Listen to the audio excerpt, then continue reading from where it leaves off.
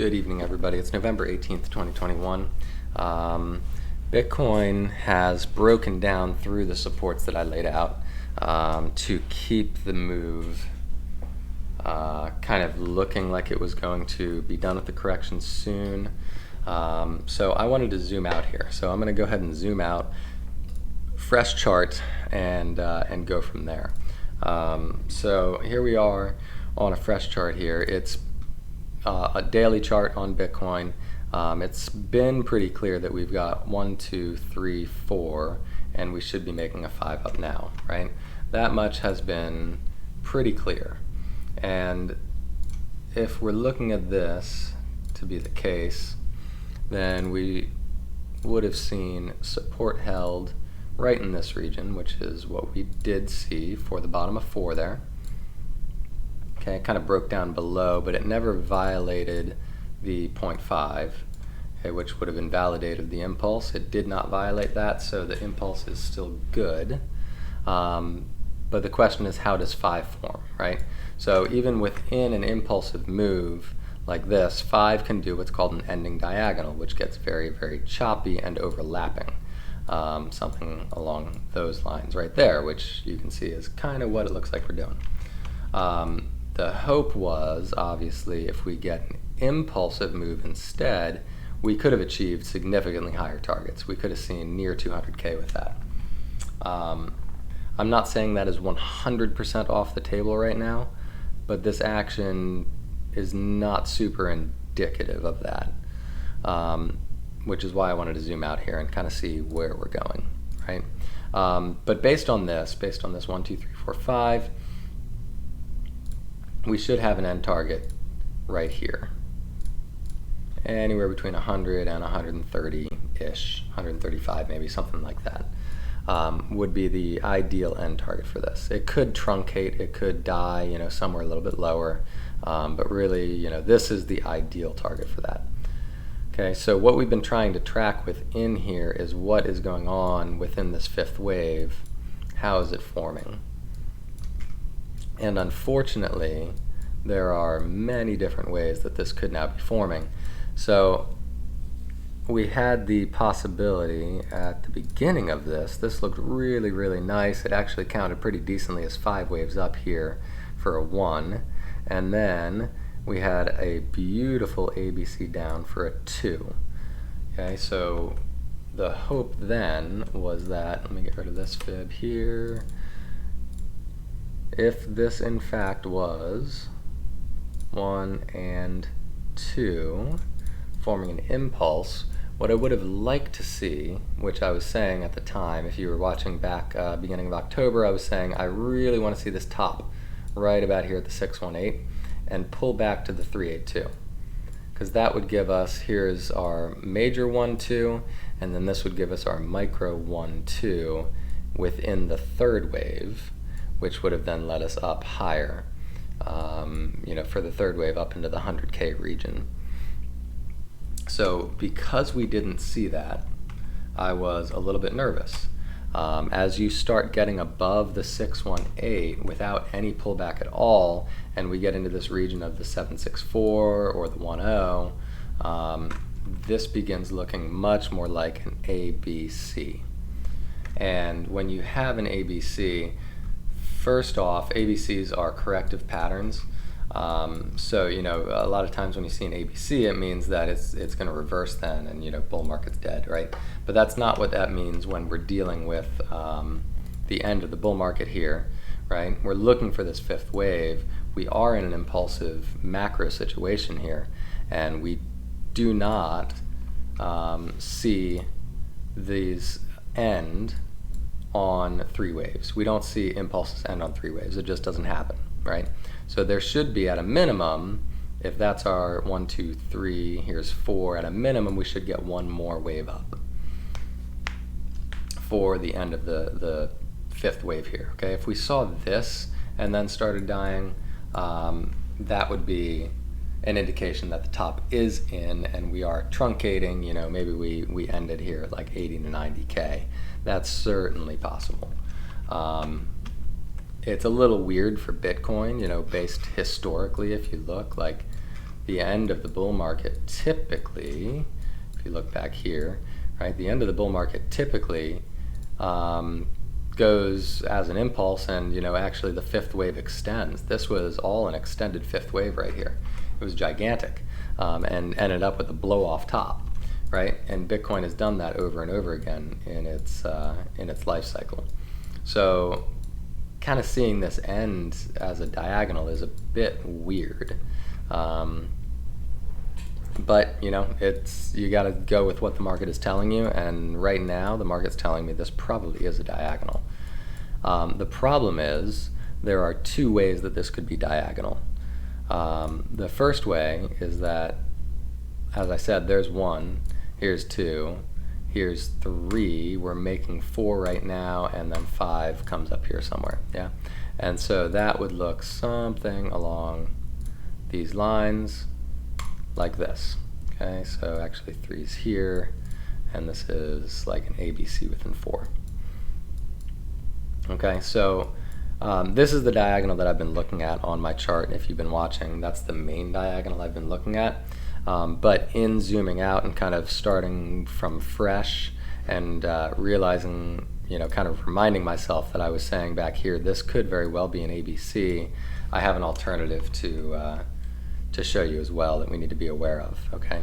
So this is still a possibility. I still have it on here as a possibility, so and potentially as the main possibility at this point in time. So I'm going to make that one yellow. The alternative, if this is A, B, C, that means that all of this was actually wave 1 instead of wave 3. Okay, and so in that case, wave 1 finishes there. We should be now seeing ABC down in wave 2, and that does not have to stop here. That could come lower. We could see it come anywhere really, as long as it's above these lows here. I mean, that could come all the way down here if it wanted to. So that would be obviously quite bad in the short run for Bitcoin, but wherever it finds bottom, potentially we should see a move up again from there. So let's just, for argument's sake, put 2, here somewhere, 45, maybe 50, something like that, right? And then from there we'd have to see where 3 goes and where 4 goes.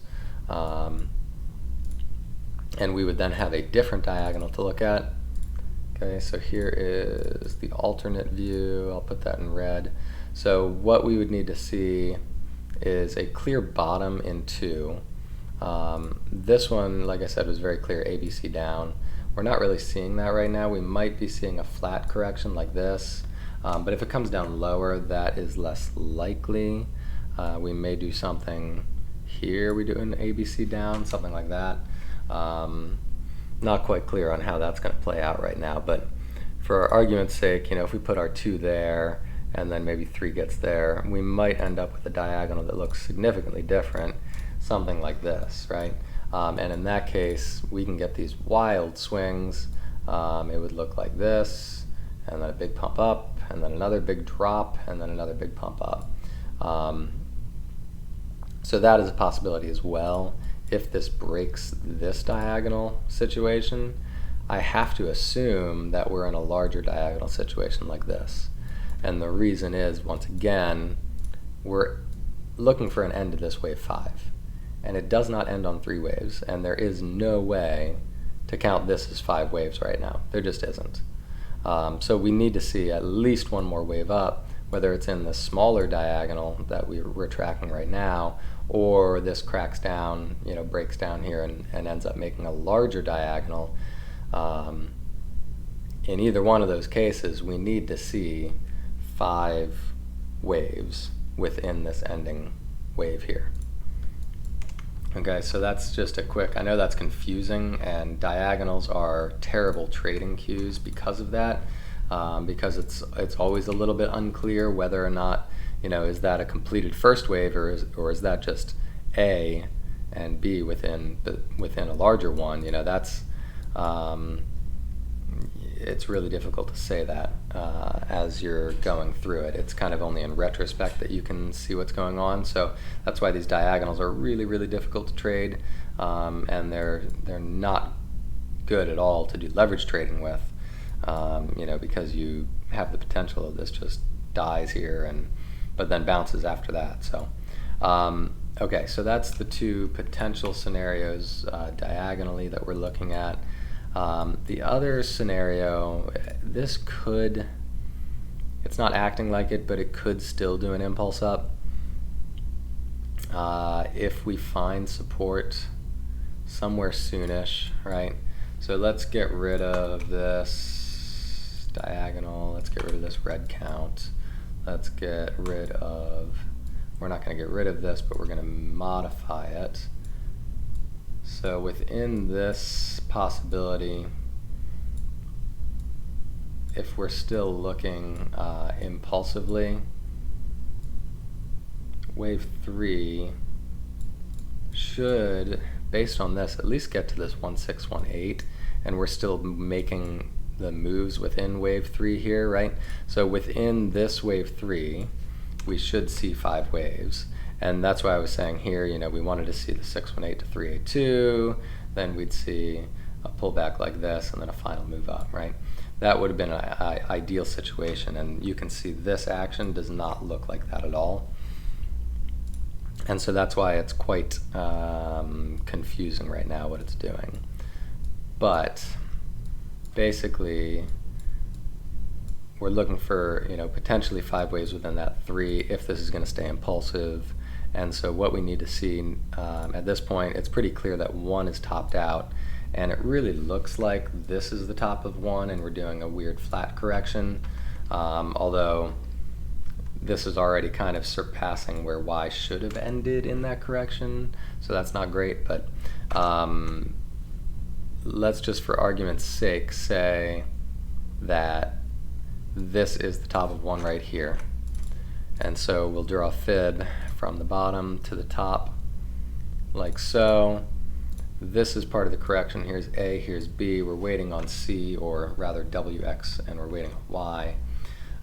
But in any case, this is first wave. We're waiting on second wave. Second wave can bottom really anywhere between the 618 and the 382, which is in this range here. So we do have a little bit of room still for this to come down, and the only way that I would consider this to be an impulse still is if we bounce soon, within this realm, like 50K, maybe 40, under 50K, 48K, like at the absolute maximum is what it should go down to. But then we really need to see an impulsive move up, and a proper impulse at that, because it has a lot to prove right now. So if we go down to the hourly chart and we see another move that kind of looks like what we saw back here was fairly decent. We have a 1, 2, 3, 4, and 5. If we see something like that where we start moving upwards really nicely, and it looks impulsive, and it gets us up to here, to the 105 region, then I can still potentially consider this to be a third wave within the impulse, but it is not looking super promising right now for that scenario to play out. So yeah, all right. I know that was a lot of various different things there, but the main takeaway here is that as far as like holding on goes, in my opinion, that's what I'm going to be doing. I'm holding on to my positions, which the majority I bought down here, after kind of stopping out up in this region. I rebought the majority of my position down here. I bought more in this region right here. And so I'm pretty comfortable just holding on to this because, like I said, impulses don't end on third waves, and that's all we have. So that's the main takeaway. We've got 3. Worst case scenario, we've already got 3. And so we should see at least 1 more up. And that's pretty much all I can say. So, we'll try to keep an eye on how this forms, whatever this next leg up forms as. If it looks impulsive, if it looks like, corrective, if it looks like it's in one diagonal or the other, whatever, that can give us some clues as to where to take profits. But at this point in time, I'm back to my kind of main scenario. That's been my main scenario for a while, which was start taking profit around 80K, and sell up to about 100K on those spot positions, and start being really, really careful once we get into this region. Can we still see it go up to 130? Yeah, that is certainly possible, but at this point in time, it does not look promising to get beyond that. It can surprise me and it could change my mind, but at this moment in time, it's looking like those lower targets are most likely what we're going to get. So just keep that in mind as we're going forward. But as far as spot positions go, I'm not afraid at this point in time. I have no fear as far as holding goes. We're getting at least that last leg up, in my opinion. So that is what I'm doing, and obviously I'll keep watching all this action and updating you guys as we progress, and if anything changes, for the better or the worse, we'll make sure to cover it. All right, that was a long video tonight and probably confusing. I apologize for that. If you have any questions on anything, feel free to hop into the Trade Like a Whale group and ask in the Discord. All right, good night, everybody.